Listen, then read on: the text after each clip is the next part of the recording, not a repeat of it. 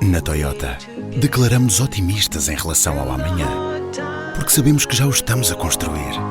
São projetos como um Toyota Uma Árvore, que já plantou mais de 200 mil árvores em florestas portuguesas, ou a iniciativa Um Toyota Uma Missão, que apoia instituições de solidariedade social que nos mantêm em movimento para chegarmos onde queremos, mais além.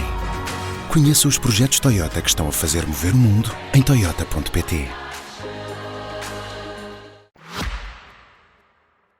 Com livros chegamos aos livros. Esta semana, chegados a abril, voltamos ao tempo dos balanços. Tivemos na quinta-feira a celebração dos 50 anos da Constituição da República. Ainda está em funções a Comissão Comemorativa 50 anos, 25 de abril, e tem sido muita a produção de bibliografia a respeito desta efeméride. E há agora um novo título. Chama-se Em Torno de Abril, mas com um enfoque ligeiramente diferente do que tem sido comum. Parte do pressuposto de que, para compreender o momento fundador da democracia portuguesa, será necessário, para isso, estudar o imediatamente antes e o imediatamente depois do dia 25 de Abril. É isso que se propõe o historiador José Miguel Sardica ao analisar, e é este o subtítulo da obra, 25 anos que mudaram Portugal. Os 25 anos que decorreram entre 1961 e 1986. A escolha das datas não é aleatória, obviamente. 1961 marca o início da Guerra Colonial.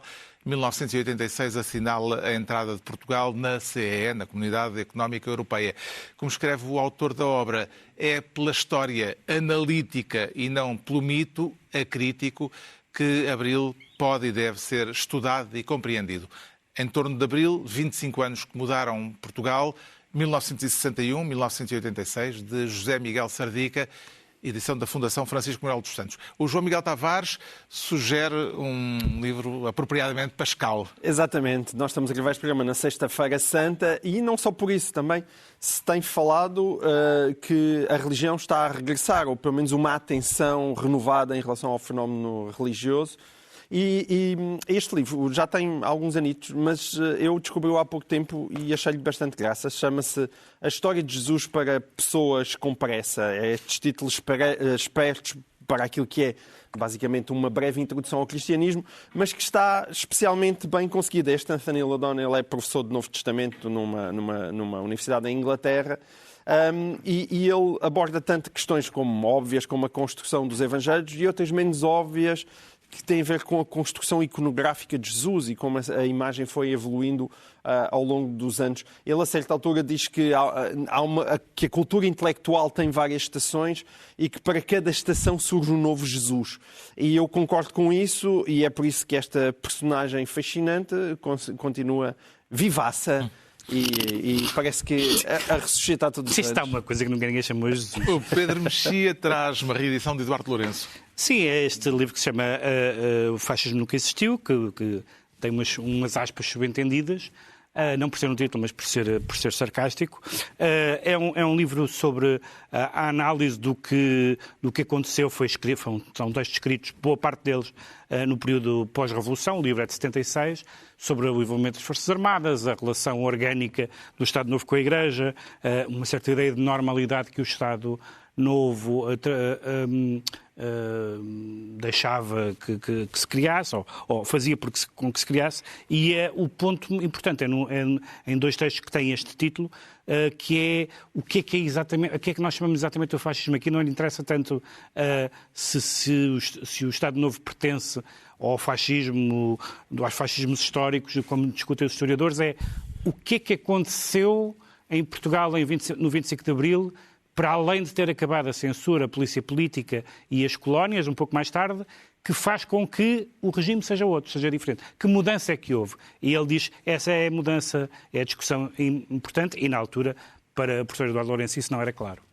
O Ricardo Araújo Pereira propõe, digamos, linguística para o povo.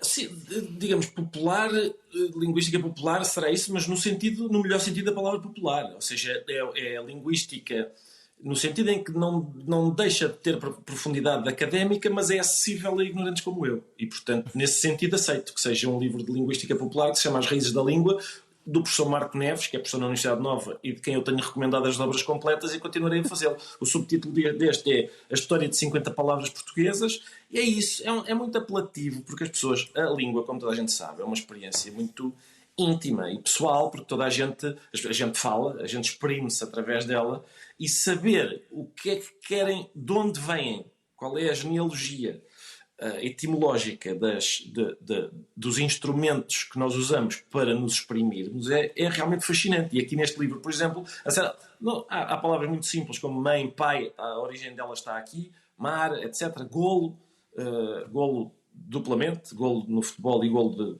de emborcar, líquidos.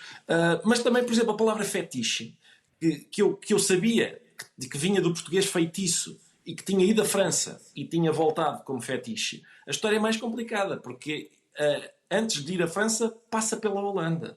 E é por isso que depois é preciso ler para descobrir, e são histórias fascinantes. Ainda há livros antigos, desculpem, que se diz feiticismo.